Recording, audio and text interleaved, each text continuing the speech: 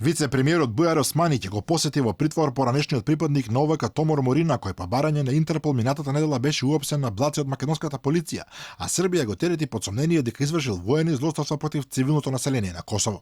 Османи изјави дека од првиот ден лично е ангажиран за ослободување на Морина и дека има намера да го посети во својство на, како што рече, пријател на Република Косово.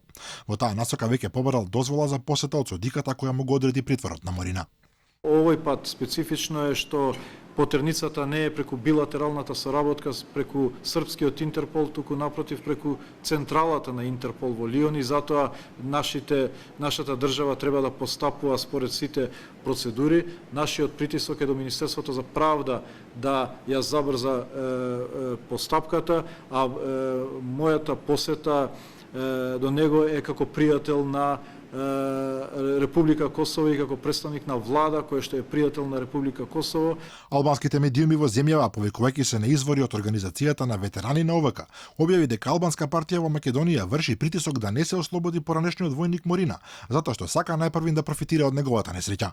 Тие го условуваат ослободувањето на Томор. Имаат два услови. Првиот услов е пред да биде ослободен да го посетат во затвор и да се сликаат со него за да се здобијат со политички поени.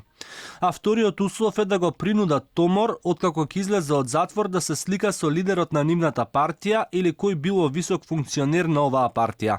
Ветераните на ОВК најавиле дека откако ќе биде пуштен Томор ќе го кажат и името на албанската партија во Македонија што наводно го одложува неговото ослободување. Инаку Српското министерство за правда веќе поднесе барање до македонските власти за екстрадиција на Морина.